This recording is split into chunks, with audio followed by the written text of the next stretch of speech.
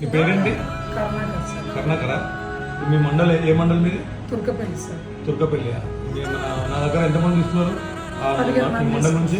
15 మంది తీసుకొచ్చి. ఎంతమందికి జాబ్ వచ్చింది? 10 మందికి వచ్చింది సార్. 10 మందికి వచ్చిందా? మీ తమ్ముని పేరేంటి? ధర్మేందర్. అంతకుముందు కోచింగ్ తీసుకున్నాడా? అంతకుముందు నా దగ్గర రాకముందు తీసుకున్నా అంటే 2 టైమ్స్ తీసుకుని వేరే దగ్గర కానీ జాబ్ రాలేదు. జాబ్ రాలే.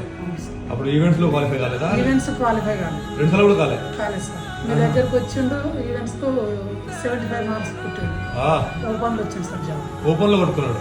అంతకుముందు 2 సార్లు అసలు క్వాలిఫై కూడా కాలే. క్వాలిఫై కాలేదు సార్. అప్పుడు క్వాలిఫై నువ్వు అయినావు, ఆయన కాలే. కానీ క్వాలిఫై కానోడు ఓపెన్ లో కొట్టుకున్నావు నా దగ్గరకు వచ్చి. అయాన్ ఇన్స్టిట్యూట్ జాయిన్ అయ్యి. నువ్వు అప్పుడు జాయిన్ ఎందుకు కాలేదు మరి? అయ్యో.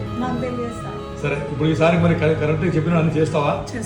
100% నేను చెప్పినట్టు చేయి, పక్కా జాబ్ కొడతావు. Okay, thank you.